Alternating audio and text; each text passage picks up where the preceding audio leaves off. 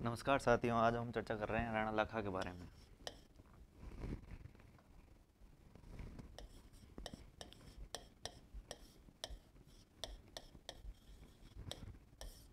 इनका दूसरा नाम था राणा लक्ष्य सिंह।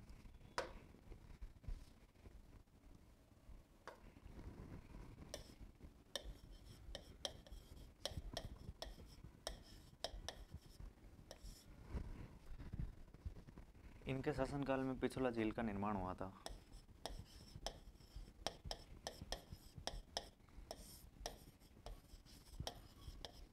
जो कि पिच्छू बंजारे ने किया था।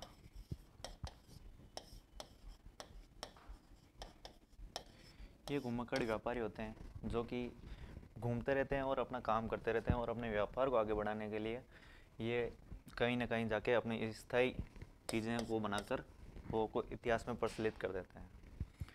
इन्हीं के समय इन्होंने नकली बूंदी को जीता था।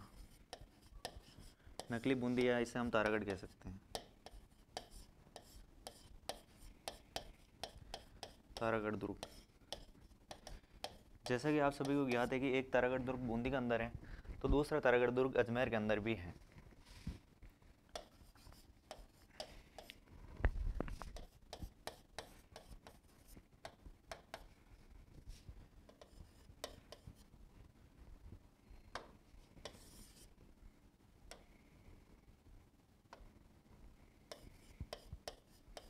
एक तारागढ़ बूंदी के अंदर है तो एक अजमेर के अंदर भी है। इस तारागढ़ का नाम पृथ्वीराज सिसोदिया की रानी थी, जिसे हम उड़ना राजकुमार भी कहते हैं। इतिहास के अंदर हम जिसे उड़ना राजकुमार भी कहते हैं। उसकी रानी थी ताराबाई, जिसके नाम पर इसका नाम तारागढ़ दुर्ग पड़ा था। इस नकली बूंदी की सुरक्षा करते हुए कुंभहाड़ा कुंभहाड़ा जो कि राणा लखा का साला था, वो लड़ता हुआ शहीद हो गया था इसके अंदर, इसकी रक्षा के अंदर। क्योंकि बूंदी पर जो था वो राणा लखा का मतलब हाड़ा वंश का शासन था। और हाड़ा वंश के शासकों में इनके ही साड़ा जी थे जो कुंभा जी थे। हाड़ा कुंभा इसलिए कहा जाता है क्योंकि इनके बूंदी के शासक थे ना, उनके ये पुत्र थे जो कि यहाँ पे सामंत बन के रह रहे थे। उन्होंने अपने हाड़ा वंश के नाम को बढ़ाने के लिए इसका रक्षार्थ के लिए अपने प्राणों की आहुति दे दी थी।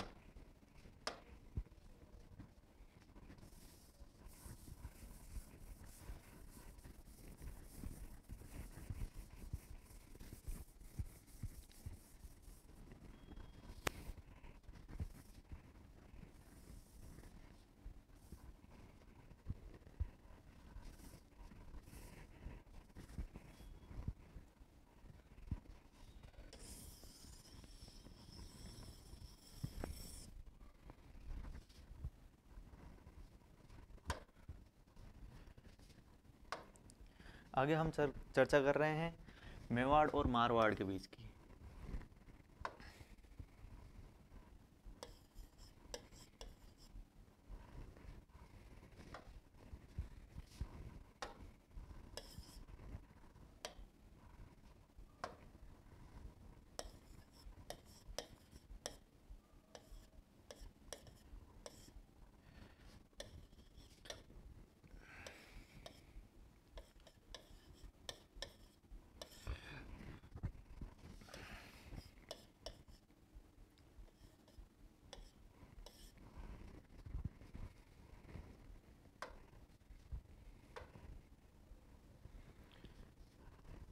यहाँ के शासक थे राणा लाखा जी।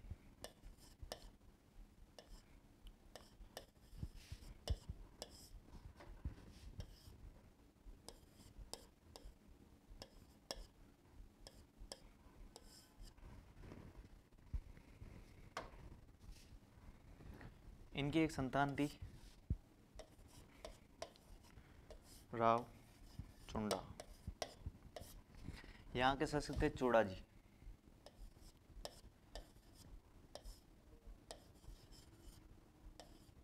राव चूड़ा जी। इनके 3 पुत्र थे, 2 पुत्र थे, 1 पुत्री थी।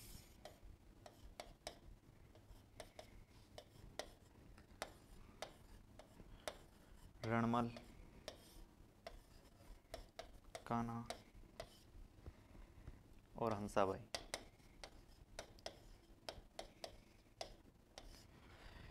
इसके अंदर राव चूड़ा ने क्या किया कि कान्हा को उत्तराधिकारी घोषित कर दिया। इससे नाराज होकर रणमल मेवाड़ चला गया था और राणा लाखाजी ने इनको धनला नामक जागीर भी दी थी। इन्हीं के साथ इन्होंने अपनी बहन हंसाबाई का विवाह राव चुंडा से करना चाहा, लेकिन जो पुरोहित था ना, वो राव चुंडा की वजह नारियल लेकर राणा लाखा के पास चला गया था। इसकी वजह से हंसाबाई का विवाह राणा लाखा के साथ करना तय हुआ, लेकिन शर्त यह रखी गई कि राणा लाखा है ना अपना उत्तराधिकारी, अगला उत्तराधिकारी उसे ही नियुक्त करेगा जो हंसाबाई का पुत्र होगा।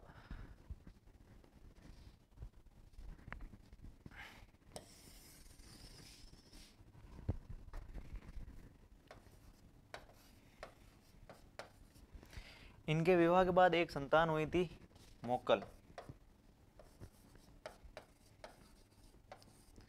जो कि राणा लाखा और हंसाबाई का पुत्र था। अब क्या हुआ, राव चुंडा ने ना अपने जीवन में प्रतिज्ञाएं ली कि आज के बाद मैं ना राणा वंश की गद्दी पर नहीं बैठूंगा और मैं ना ही शादी करूंगा। इसलिए इनको मेवाड़ का भीष्म पितामह कहा जाता है।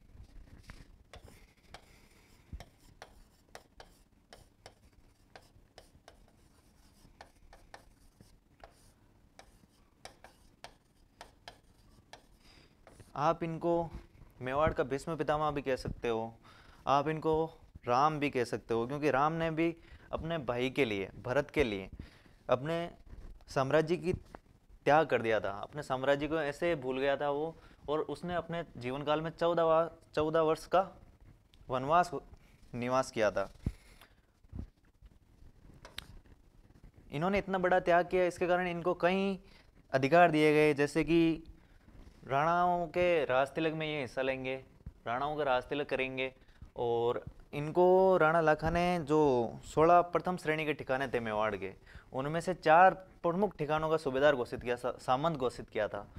और इनके अंदर जो भी मेवाड़ में राजनीतिक हस्तक्षेप होता था, उसके अंदर राणा के पदचिन्ह के साथ वो जो रावत या चुंडावत होते थे, वो उस पर हस्ताक्षर करते थे। जैसे कि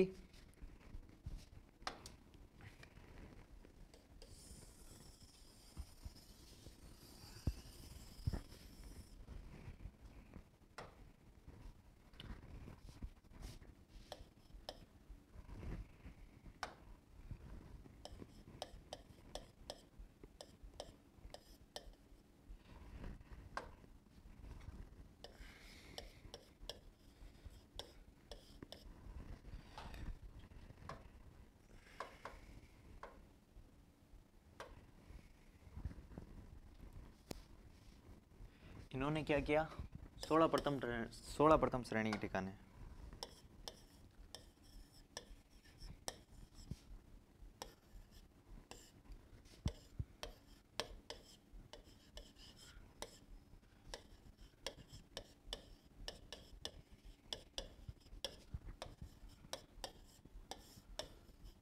ठिकानों में से 4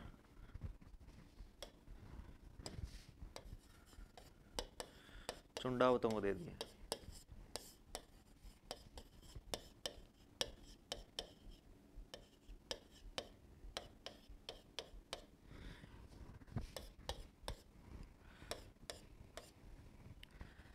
राणाओं का राज तिलक, राणाओं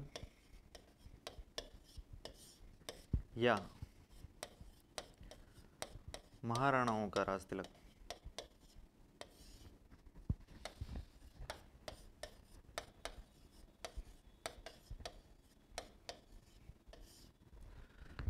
सलूम्बर के रावत,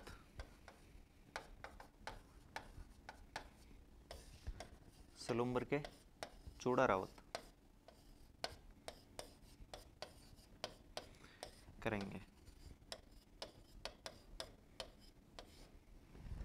राजनीतिक कार्यों में राणाओं के साथ जो चुंडा जी की मोहर थी, उसी का भी प्रयोग किया जाएगा।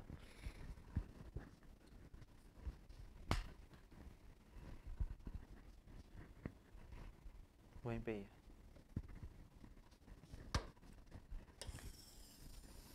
चलिए दोस्तों, एक मोटिवेशन कोट के साथ आगे की शुरुआत करते हैं अपन कि सफलता है ना, मेहनत करने वालों पर भी फिदा होती है। सफलता अपनी जो जान न्योछावर करती है वो हमेशा जो मेहनत करता है उसके ऊपर ही करती है। बिना मेहनत के अपन कुछ नहीं कर सकते। अपन सोचते हैं कि बिना मेहनत के अपन का मुंह में खाना आ जाए, कुछ आ जाए, ऐसा हो ही नहीं सकता।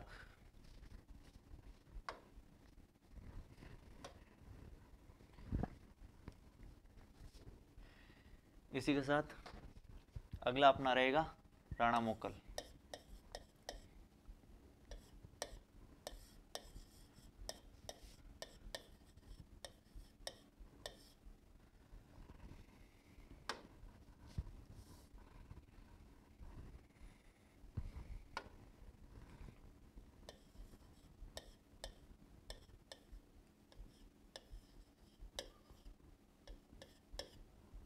राणा मोकल।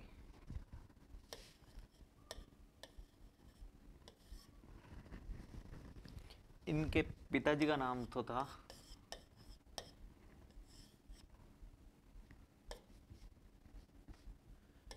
राणा लाखाजी।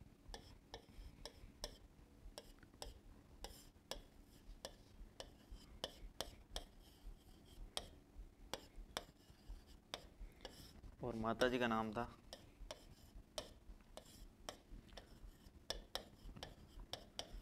हंसाबाई।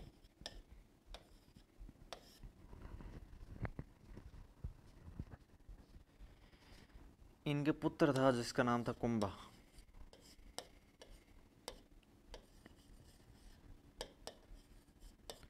कुंभा, जैसा कि आप सबको पता ही है कि कुंभा वही था जिसको हाल गुरु, चाप गुरु जैसी बहुत सारी उपाधियां प्राप्त थी।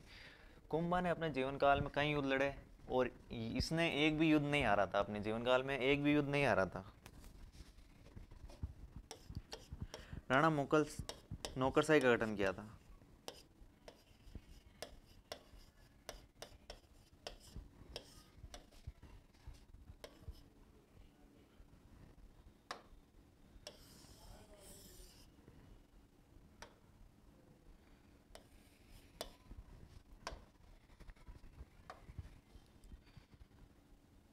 इनके पुत्र पर आते हैं अपन सीधे।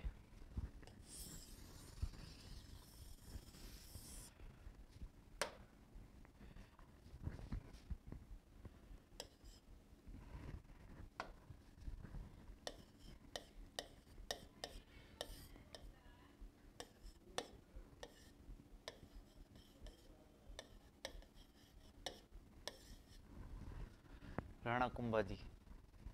इनके पिताजी का नाम तो था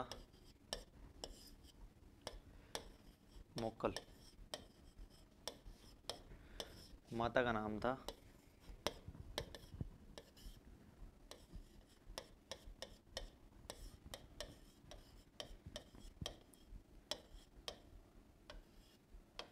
सौभाग्यवती।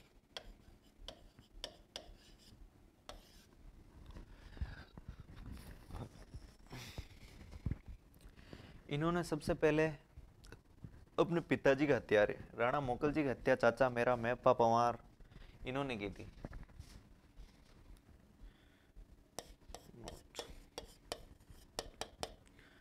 राणा मोकल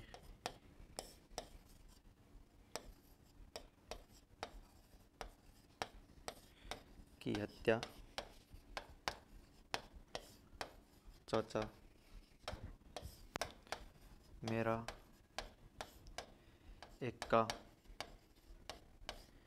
मेहप्पा पंवार इन्होंने मिलकर की थी। सबसे पहले इनके सामने, राणा कुंभाजी के सामने यही घटनाएं थी कि अपने पिताजी के हत्यारे चाचा मेरा एक्का मेहप्पा पंवार की हत्या का बदला लिया जाए। तो इन्होंने रणमल की सहायता से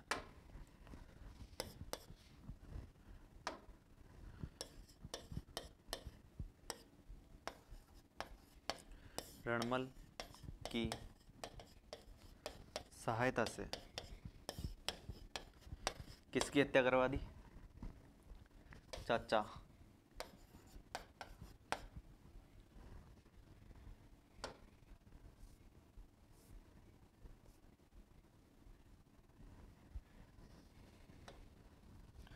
चाचा मेरा इक्का, इक्का की हत्या नहीं की थी, सॉरी, इन्होंने चाचा मेरा की हत्या की थी ओनली। और फिर जब रणमल ने, मेवाड़ के प्रमुख सामंत थे राघव देव जी, रणमल ने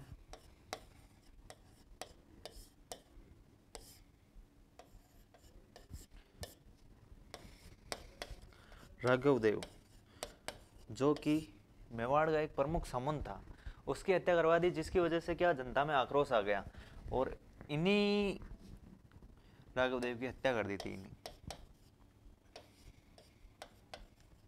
जो कि राघव देव था ना, वो राव चुंडा जी का भाई था, सगा भाई था राव चुंडा जी का, इसलिए राव चुंडा की रणमल की हत्या, रणमल की हत्या, रणमल की हत्या की थी ना, वो कुंभा प्लस चूड़ा ने मिलकर, दोनों ने मिलकर भारमली, भारमली की सहायता से ना इन्होंने रणमल की हत्या की थी। ऐसा कहा जाता है कि रणमल था वो डील का डाकिया आदमी था। आपको भी पता है कि पुराने टाइम में जो व्यक्ति थे वो डील के डाकिये हुआ करते थे, इसलिए इनको क्या, रणमल जी को बांध कर, माचे के ऊपर बांध कर, भारमली थी जो कि जिससे रणमल जी प्रेम करते थे, वो दारू के नशे में थे रणमल जी, तब भारमली ने उनको क्या ज़्यादा ही दारू पिला दी, तो ये बेहोशी की हालत में हो गए थे। फिर उनको क्या जो चटाई होती है उन पर बांध कर उनकी हत्या, उनका गला काटा गया था राव चुंडा जी के द्वारा।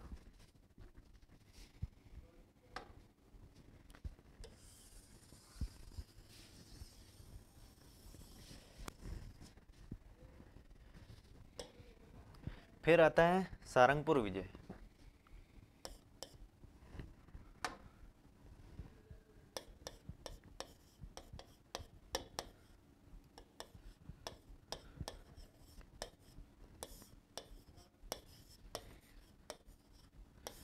सारंगपुर विजय ये हुई थी मालवा के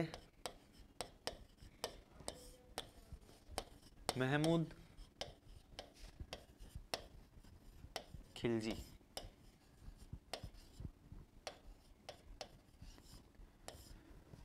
मालवा के महमूद खिलजी वर्सेस राणा कुंभा जी।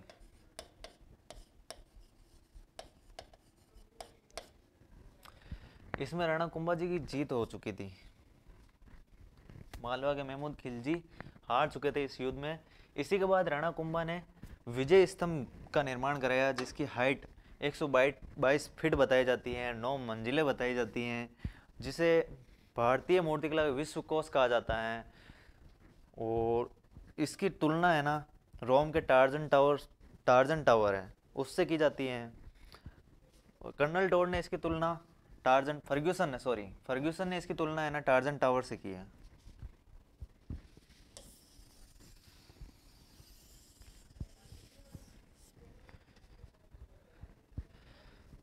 सारंगपुर विजय के बाद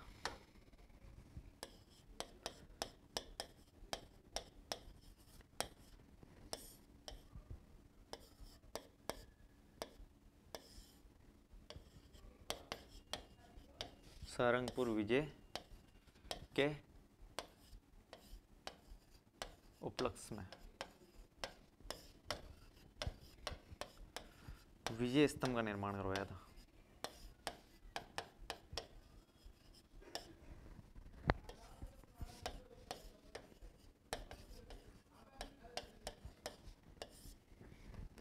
विजय स्तंभ का निर्माण करवाया था इन्होंने। विजय स्तंभ, अब अपन चर्चा करेंगे विजय स्तंभ के बारे में।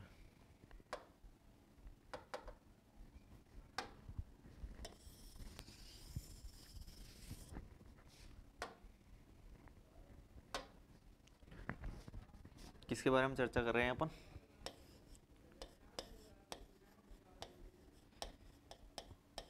विजय स्तंभ। इसका निर्माण हुआ था 1437 में।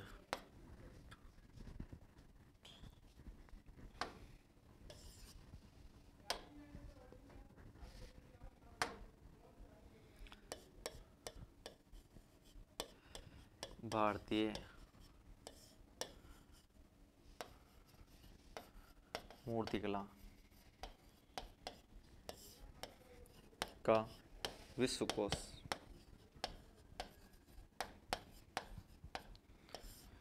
122 फीट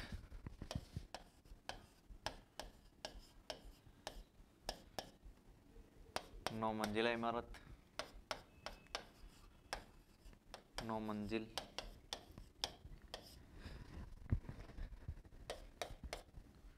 तीसरी मंजिल पर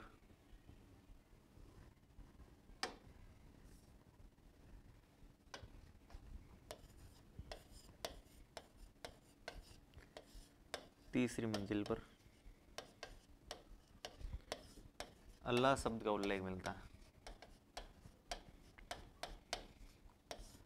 अल्लाह शब्द जो तीसरी मंजिल पर है ना, विजय स्तंभ की तीसरी मंजिल पर किसका उल्लेख मिलता है अपन को? तो अल्लाह शब्द का उल्लेख मिलता है। इसी की 8वीं मंजिल, 8वीं मंजिल पर ना ही एक मूर्ति है ना ही एक शब्द है, बस ये बनाई गई है। कहा जाता है कि इनसे जो मूर्तियां थी वो जो आक्रमणकारी थे, बाहर से जो आने वाले आक्रमणकारी थे ना, उन्होंने वहां से तोड़ दी थी, हटा दी थी।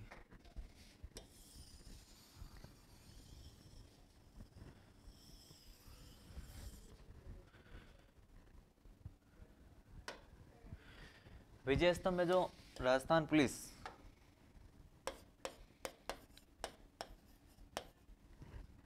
सॉरी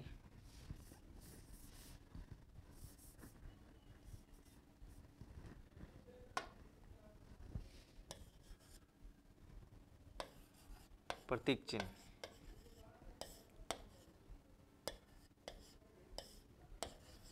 इसका जो प्रतीक चिन्ह है ना, वो है एक तो राजस्थान पुलिस,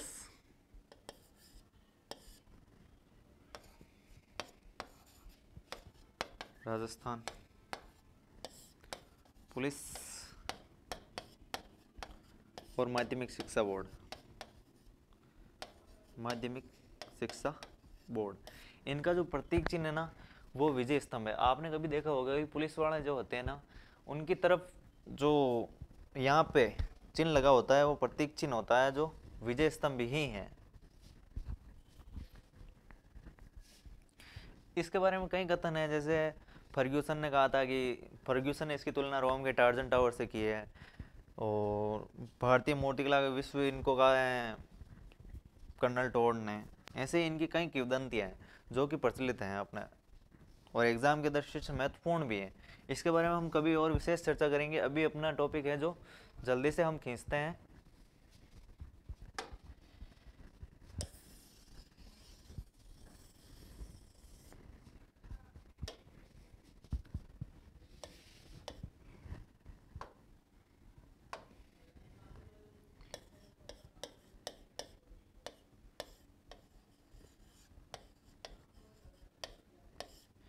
इनकी उपाधियां हैं।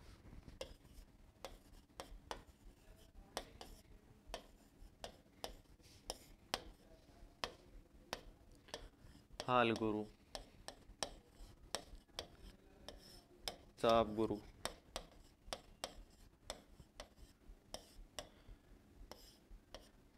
अश्वपति,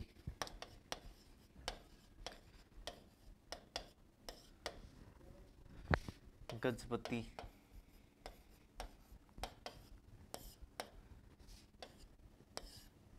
अभिनव भट्टाचार्य,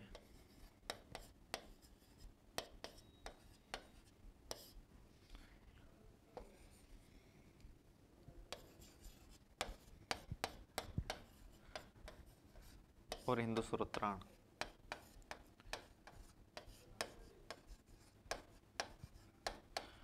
वैसे तो इनकी कई उपाधियां हैं, जैसे एक्टोडर्मल, लेकिन एग्जाम की दृष्टि से जो महत्वपूर्ण है वो यही है।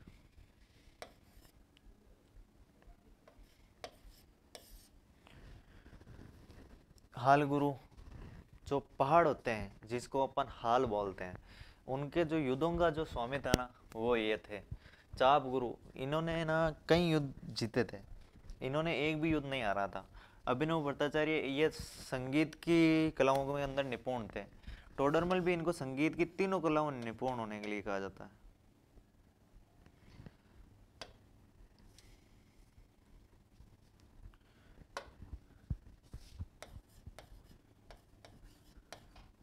संगीत की तीनों कलाओं में निपुण।